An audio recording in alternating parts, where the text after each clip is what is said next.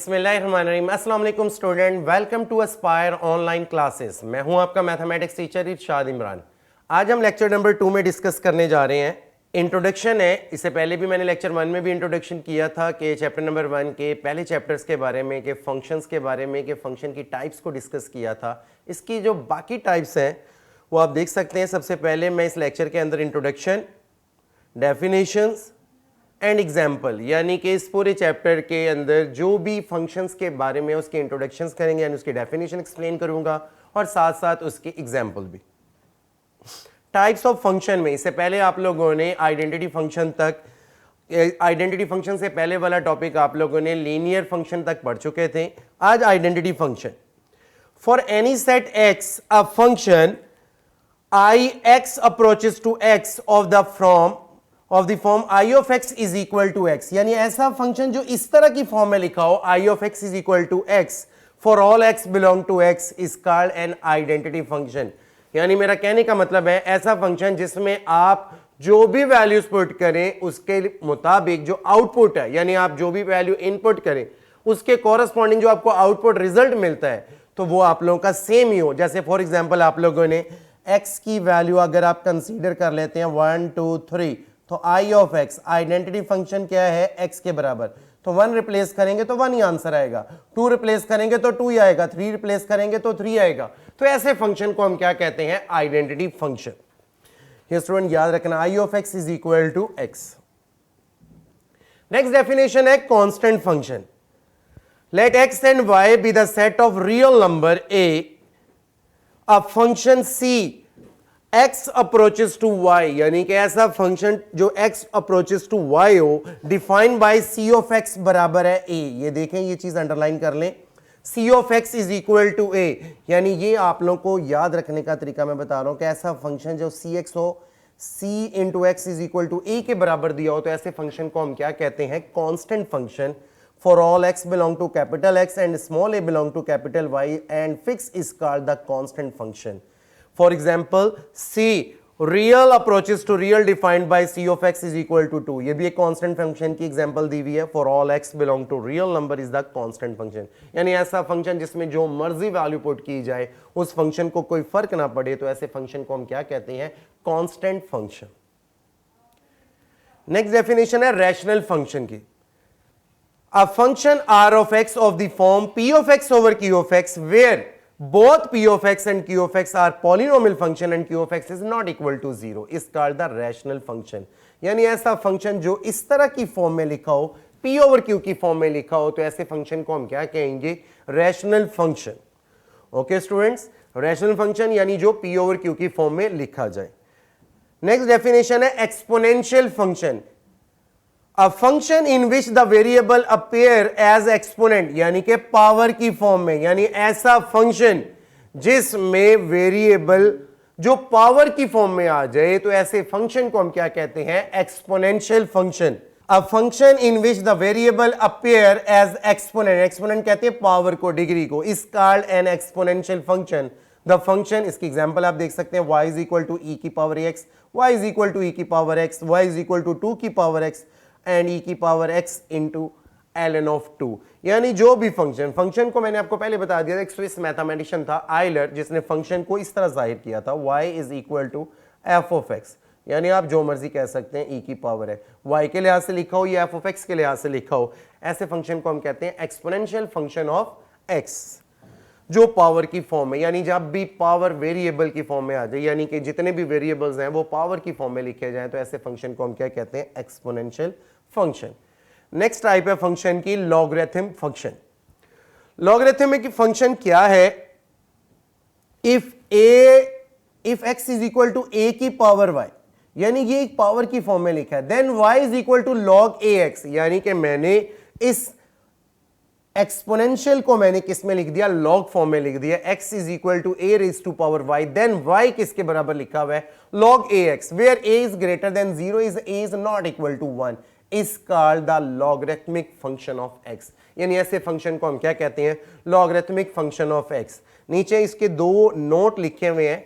Number 1 पर if then we have log 10x, यानी ये जो बेस में 10 नजर आ रहा है, written as log x which is known as the common logarithm of x, यानी ऑब्जेक्टिव के लिए आपने याद रखना है ऐसा लॉगरिथमिक फंक्शन जिसमें उसके बेस 10 हो, तो ऐसे फंक्शन को हम क्या कहते हैं, कॉमन लॉगरिथम ऑफ x। ऐसा लॉगरिथमिक फंक्शन जिसमें जिसकी बेस 10 के बराबर हो, तो ऐसे फंक्शन को हम क्या कहते हैं, common logarithm. If a is equal to e, यानी अगर बेस में a की जगह अगर 10 आ जाए तो वो कॉमन लॉगरिथम है, और अगर e आ जाए तो then we have log ex written as ln x which is known as the natural logarithm of x। यानी जो बेस 10 के लिहाज से वो कॉमन लॉगरिथम और जो बेस e के लिहाज से हो तो वो नेचुरल लॉगरिथम होता है। ओके स्टूडेंट, ये क्लियर हो गया। ये एक्सपोनेंशियल फॉर्म है और ये इसकी लॉगरिथमिक फंक्शन है, यानी ये लॉगरिथमिक फॉर्म है। तो याद रखिएगा ये जब भी इस तरह की फॉर्म में लिखा हो तो वो लॉगरिथमिक फंक्शन कहलाता है। इसमें दो कंडीशन है, अगर बेस 10 हो तो कॉमन लॉगरिथम और अगर बेस e हो तो फिर वो नेचुरल लॉगरिथम होता है। नेक्स्ट है टाइप्स ऑफ फंक्शन में हाइपरबोलिक फंक्शन। अब हाइपरबोलिक टोटल आप लोगों के पास ट्रिग्नोमेट्री के लिहाज से दिया हुआ है, तो ट्रिग्नोमेट्री टोटल 6 ट्रिग्नोमेट्री फंक्शंस होते हैं। नंबर 1 पर sine hyperbolic x is equal to 1/2 e raise to power x minus e raise to power minus x divided by 2, यानी आप ओवर 2 भी लिख सकते हैं या साइड पे 1/2 भी लिख सकते हैं। इस called the hyperbolic sine function. ये दो याद रखने आप लोगों ने, ज्यादा इंपॉर्टेंट है, एक साइन हाइपरबोलिक और एक कॉस हाइपर। अगर ये दोनों याद हो तो बाकी सारे के सारे हाइपरबोलिक फंक्शन आप याद रख सकते हैं। कॉस हाइपरबोलिक x में क्या आता है, 1/2 into e raise to power x plus e raise to power minus x। इसमें माइनस का साइन आता है और इसमें प्लस का साइन आता है। तो जो प्लस वाला है वो हाइपरबोलिक कोसाइन फंक्शन है और जो माइनस वाला है वो हाइपरबोलिक साइन फंक्शन है। नेक्स्ट आप तीसरे नंबर पे देख सकते हैं, ये दोनों बस आपने याद रखना है। ये दोनों आपको अगर याद हो तो बाकी तमाम के तमाम आप फंक्शंस बना सकते हैं खुद ही, क्योंकि साइन का जो रेसिप्रोकल होता है वो कोसिकेंट और कॉस का जो रेसिप्रोकल होता है वो सीकेंट है। अगर इन दोनों को डिवाइड कर दिया जाए तो टेन बन जाता है और टेन का रेसिप्रोकल क्या होता है, कॉट। तो the remaining 4 hyperbolic function are defined in the term of the hyperbolic sine and the hyperbolic cosine function as follow। तो आप देख सकते हैं हाइपरबोलिक फंक्शन में tan hyperbolic x is equal to sine over cos hyperbolic x। तो इसका formula क्या है मैंने आपको बताया, दोनों के फार्मूले के नीचे 2 आता था, 2 से कैंसिल, ऊपर नेगेटिव वाला है और नीचे पॉजिटिव वाला है। तो साइन हाइपरबोलिक में ऊपर नेगेटिव आता है और cos हाइपरबोलिक में पॉजिटिव आता है। तो साइन ओवर cos किसके बराबर हुआ, tan हाइपरबोलिक x के। नेक्स्ट आप देख सकते हैं secant. Secant basically 1/cos hyperbolic x होता है। तो आपने देखा होगा उसमें 2 डिवाइजर में था cos में, यहां पे 2 आपके न्यूमरेटर में चला गया और e की पावर x प्लस e की पावर माइनस x डिनोमिनेटर में चला गया। तो secant hyperbolic x is equal to 2/e raise to power x plus e raise to power minus x। Cot hyperbolic x, cot tan का reciprocal भी हो सकता है और अगर आप चाहें तो कॉट को cos over sign hyperbolic x भी लिख सकते हैं। तो कॉस में पॉजिटिव आता है और साइन में नेगेटिव, तो ये कॉट हाइपरबोलिक x का फार्मूला है। नेक्स्ट आप देख सकते हैं cosecant hyperbolic x। Cosecant basically reciprocal है साइन का, तो cosecant hyperbolic x is equal to 1/sin hyperbolic x is equal to 2/e raise to power x minus e raise to power minus x, क्योंकि आप जानते हैं sign के फार्मूले में नेगेटिव आता है और कॉस के फार्मूले में हमेशा पॉजिटिव आता है। तो दो चीजें याद हो तो आप 6 के 6 हाइपरबोलिक फंक्शंस बना सकते हैं। इनवर्स हाइपरबोलिक फंक्शन, इसका इस्तेमाल एक्सरसाइज में तो नहीं है पर इसका एमसीक्यूज आ जाता है बोर्ड के पेपर में। The inverse hyperbolic function are expressed in the term of natural logarithm as we shall study them in the higher classes। Number 1 पर sin hyperbolic inverse x is equal to log यानी ln x plus under root x square plus 1 for all x, यानी कि ये तमाम values of x के लिहाज से है। sin hyperbolic x का क्या फार्मूला है, ln into x plus under root x square plus 1। अगर आप cos हाइपरबोलिक इनवर्स में देखें तो सेम फार्मूला, बस दरमियान में साइन किसका है, माइनस, और कंडीशन क्या है, x is greater or equal to 1, यानी x की वैल्यू 1 या 1 से ग्रेटर हो सकती है। तीसरे नंबर पे tan hyperbolic inverse x is equal to 1/2 into ln 1 plus x divided by 1 minus x, और x का मॉडुलस इज लेस देन 1।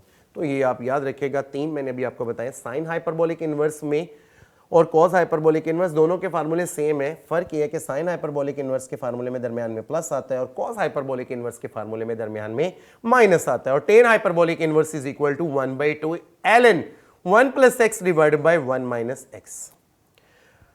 बाकी जो कहते हैं हाइपरबोलिक फंक्शन है इनवर्स के, cot hyperbolic inverse x is equal to 1/2 into ln x plus 1 over x minus 1, और condition क्या है, modulus of x is less than 1।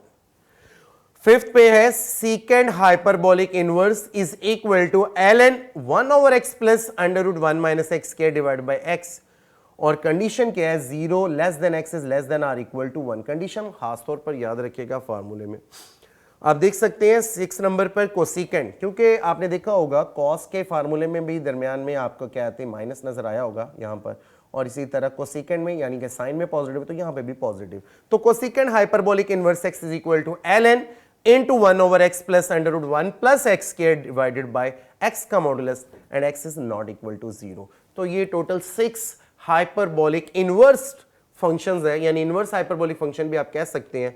ये 6 के 6 आप एमसीक्यूज में पूछा गया हुआ है, बोर्ड के पेपर में एमसीक्यूज में आया हुआ है, पर एक्सरसाइज में कहीं पर भी इसका कोई क्वेश्चंस नहीं है।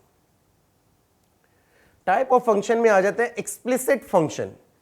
एक्सप्लिसिट फंक्शन क्या है, if y is easily expressed in the term of the independent variable of x then y is called an explicit function of x। explicit function of x क्या है, यानी ऐसा फंक्शन जिसमें dependent और independent variable को easily separate किया जा सके, तो ऐसे फंक्शन को हम क्या कहते हैं, explicit function. For example y is equal to x square plus 2x minus 1 comma y is equal to under root x minus 1, ये दोनों के दोनों आपको नजर आ रहे हैं are explicit function of x। symbolically it can be written as y is equal to f of x, यानी कि इसको सिंपल फॉर्म में ऐसे लिखा जाता है, y के लिहाज से भी लिखा जा सकता है और f of x के लिहाज से भी लिखा जा सकता है।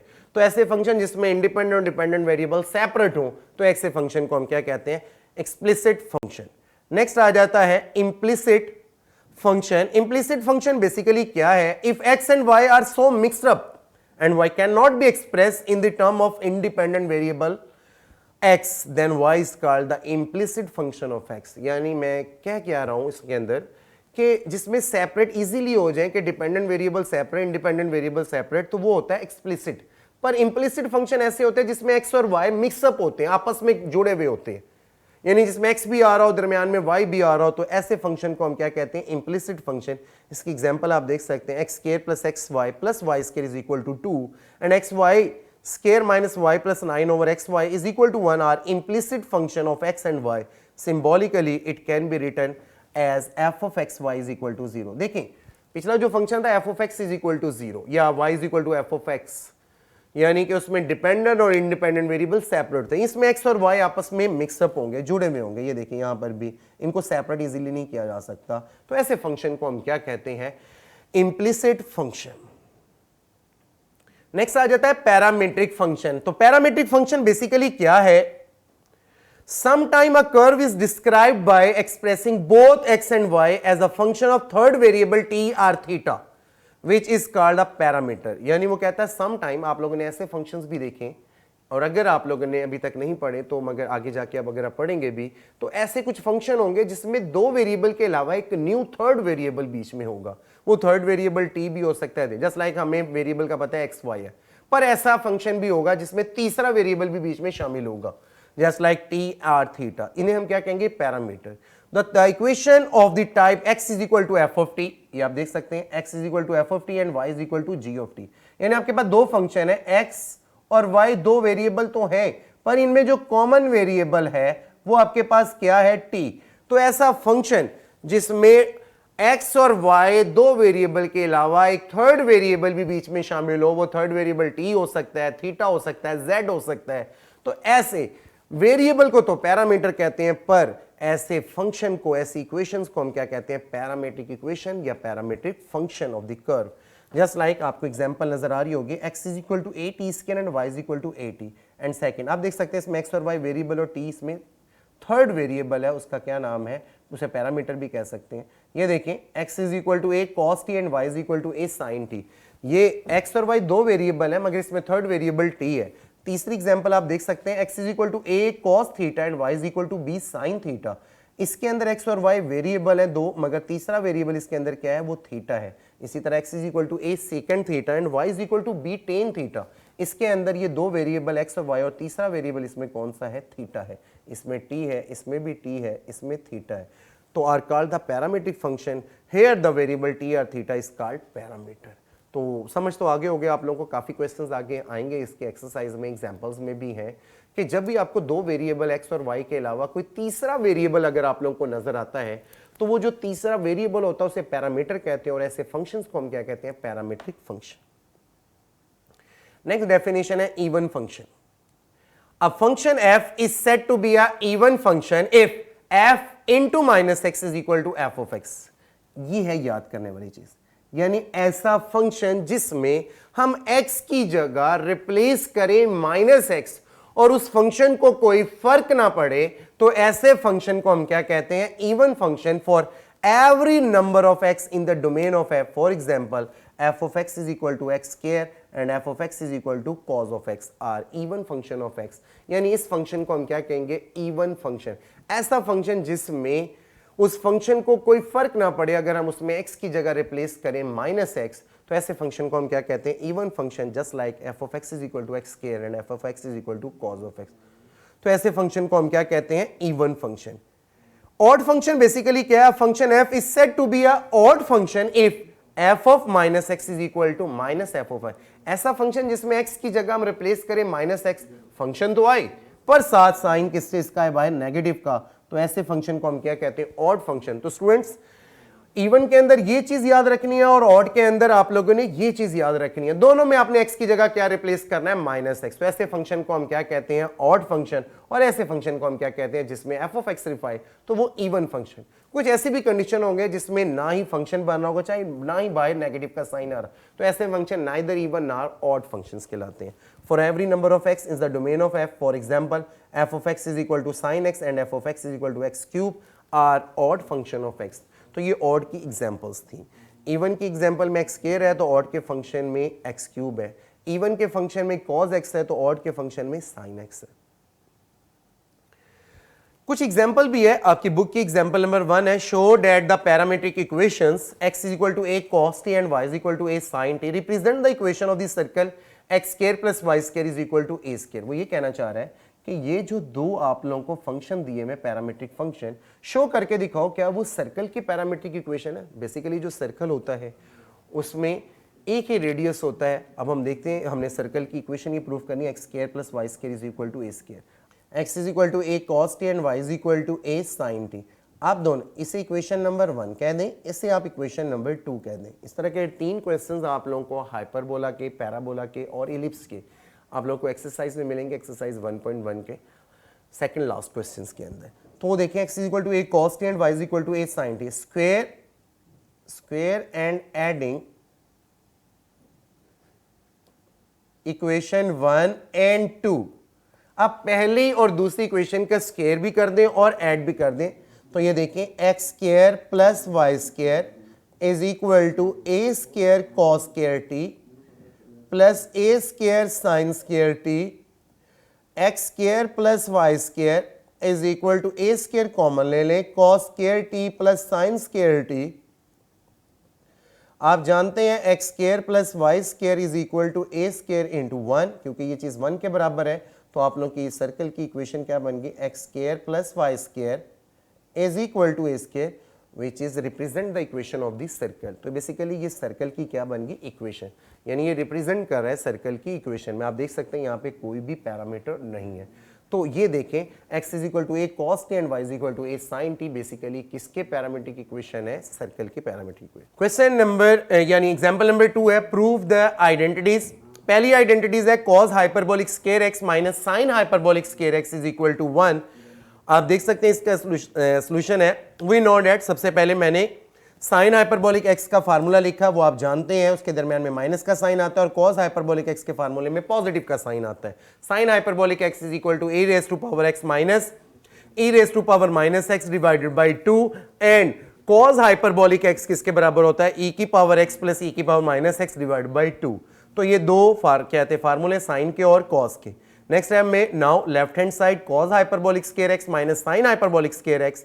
आपने क्या करना है, cos हाइपरबोलिक स्क्वायर की जगह यानी cos हाइपरबोलिक x की जगह उसका वैल्यू पुट कर देनी, e की पावर x प्लस e की पावर माइनस x ओवर 2 का होल स्क्वायर माइनस, और साइन हाइपरबोलिक x की जगह उसकी वैल्यू e की पावर x माइनस e की पावर माइनस x ओवर 2 का होल स्क्वायर। अगर आप इनका स्क्वायर ओपन कर दें तो नेक्स्ट टाइम में आप देख सकते हैं e की पावर 2x प्लस e की power minus 2x plus 2 over 4 minus, और e की पावर x माइनस ई की पावर माइनस एक्स का होल स्केयर ओपन करें तो आप देख सकते हैं नीचे वाले 2 का तो स्केयर लें तो 4 बन जाता है, ऊपर बनता है e की पावर 2x प्लस e की power minus 2x minus 2। LCM ले लिया जाए तो नीचे एलसीएम 4 आता है, ऊपर आप देख सकते हैं e की पावर 2x प्लस e की power minus 2x plus 2 minus e की पावर 2x माइनस e की पावर माइनस 2x और ये प्लस का 4। आप जानते हैं ये दोनों नेगेटिव के और ये दोनों पॉजिटिव कैंसिल हो जाते हैं। नेक्स्ट टाइम में 4/4 और 4 कैंसिल हो जाए तो बेसिकली ये चीज़ किसके बराबर बनता है 1 के। तो ये है राइट हैंड साइड। तो cos hyperbolic square x minus sine hyperbolic square x किसके बराबर आ गया 1 के। नेक्स्ट आइडेंटिटीज है cos hyperbolic square x plus sine hyperbolic square x is equal to cos hyperbolic 2x। तो स्टूडेंट्स इसमें आप लेफ्ट हैंड साइड कंसीडर कर लें इसके।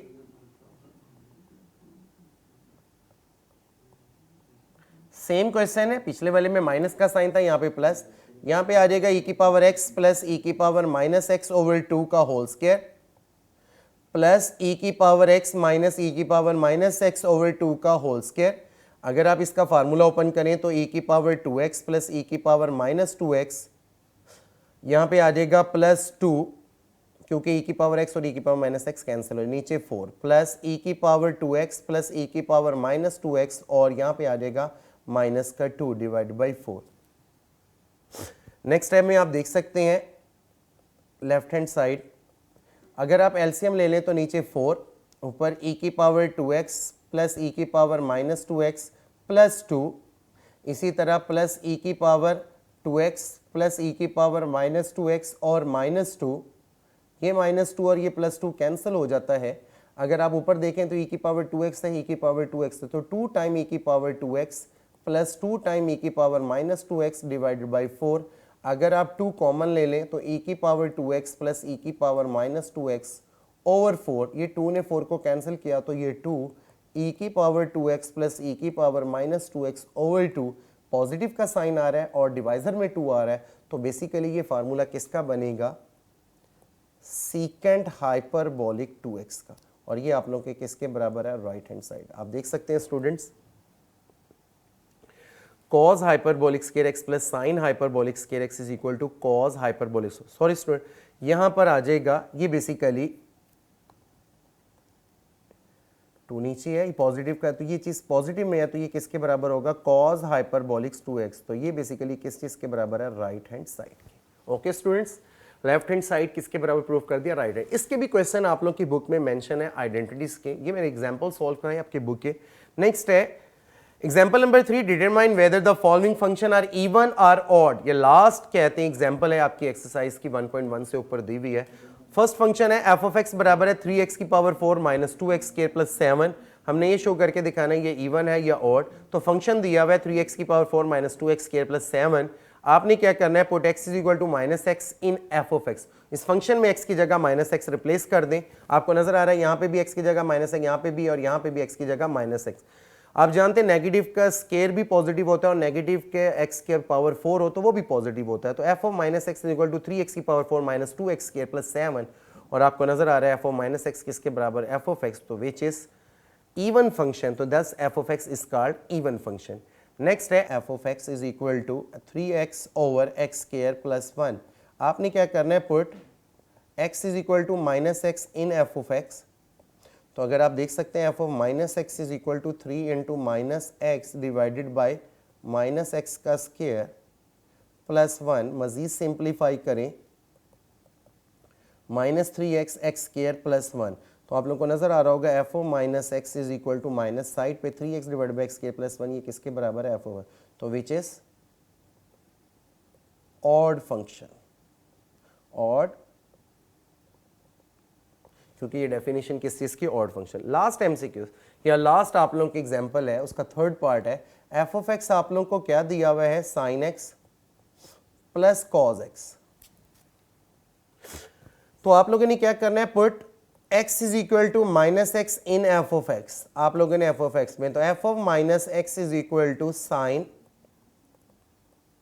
Plus cos minus x, f of minus x is equal to minus sine x plus cos x, क्योंकि cos अपना negative absorb कर देता है और साइन अपना नेगेटिव बाहर।